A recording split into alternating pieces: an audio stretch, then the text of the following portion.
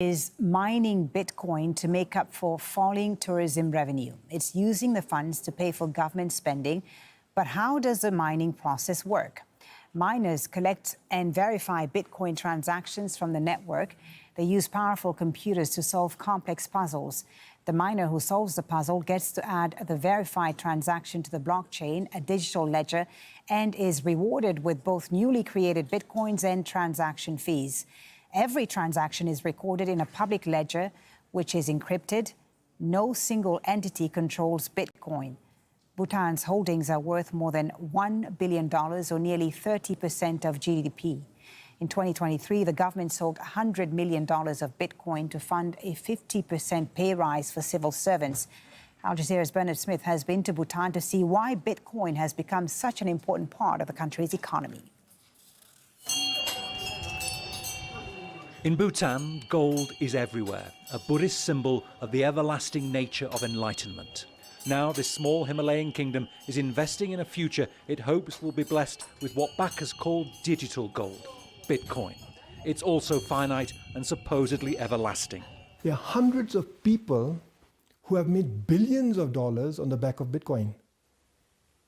Why aren't governments doing more? Even if it is seen to be Prime Minister's Chairing Topgay says Bitcoin is a strategic reserve, one currently worth more than $1 billion. We have used Bitcoin for health, to provide free health care, for our environment, but these are minor. The main use of Bitcoin has been to finance the salaries of public servants. Bhutan has built Bitcoin mines at locations across the country where thousands of energy-hungry computers solve complex mathematical puzzles to claim Bitcoins. And here's what's powering this modern-day gold rush: hydro-generated electricity. The government says its Bitcoin operation is carbon neutral. It relies only on water from the Himalayas. It's also very profitable, with Bhutan's computers being rewarded with Bitcoins that at current prices add up to millions of dollars a week. Bhutan is a small country.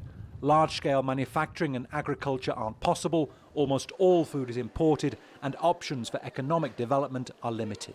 I would be very worried if our government was buying Bitcoin, in trading in Bitcoin. But I think the kind of reassurance for us Bhutanese citizens is that the government is mining it. We are using the cheap hydropower, and instead of exporting it at a very cheap rate, we are using it to mine Bitcoins in the high mountains of Bhutan.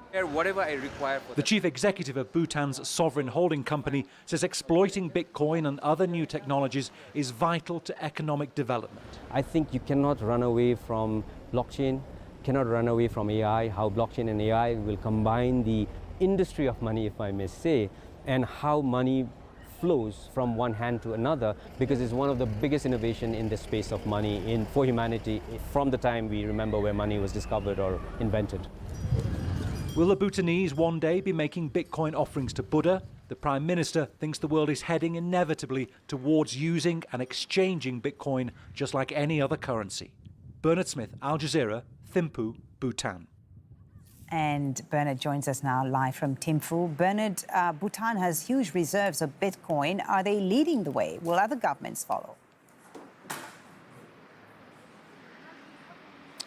Foley, yeah, I mean, Bhutan is perhaps the largest state-sponsored miner of Bitcoins, and one of the most important variables, though, for mining Bitcoin is the cost of energy. For example, in Ireland, the Republic of Ireland, Bitcoin would cost you about $321,000 per Bitcoin to mine, while the current market price of Bitcoin is $91,500. So it's clearly not economically viable, and there are plenty of other countries where it will cost over $100,000 to do the mining. But in Bhutan, the current price is $9,900 to mine a Bitcoin. So that's what makes it economically viable. Iran, interestingly, is the cheapest place on earth to mine Bitcoin. It costs about $1,200 per coin.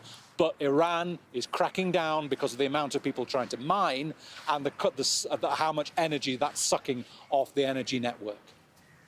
And Bhutan, Bernard, charges tourists $100 a day to visit. Is that sustainable given the falling visitor numbers and the need for the economy to grow? Well, when we put this question to the Prime Minister, he said you had to look at how Bhutan wants to remain a sustainable economy. Everyone from the Prime Minister down that we spoke to was very proud of this principle of gross national happiness, introduced in the mid-70s by the fourth king, where they put an emphasis on general overall well-being and happiness over economic development. But the economy does now need to develop. People have to earn a living, and they have to provide jobs for some of the best trained graduates that Bhutan's ever had. So what they're trying to do is find a sustainable way of doing it. Now, the price is $100 per tourist per day for foreign tourists. They actually might put that up to $200, where it was originally before the pandemic. The government says, look, we want to keep it sustainable and we want people to earn a living on it, but we don't want to over-tourism. And if you look at the protests we saw in Europe, particularly in some major European countries, cities last summer because of their concerns of over-tourism, then Bhutan says, we want to get the balance right, we don't want to overdo it. Bernard, thank you very much for that. That's Al Jazeera's Bernard Smith reporting there live from Bhutan. Still ahead on the programme in sport, football teams taking part in this year's FIFA Club World Cup are set to share a record prize pot. That's coming up with Joe in just a few minutes. Stay with us.